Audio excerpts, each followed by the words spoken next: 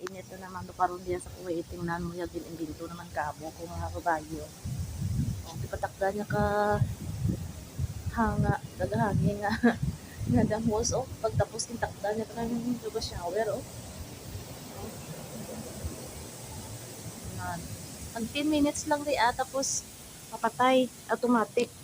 Tapos pagpatay niya, palipat na naman sa kabila. Sa kabila kay malapad di ang garden mo. Oh. Nano ano-ano may gaulan man. Nag-imbento siya kaulan halin sa babaw, oh. Gamit ang electric. Oh.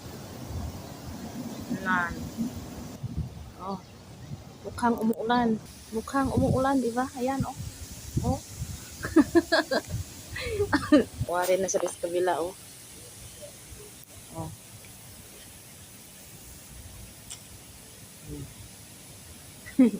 Ay, binto siya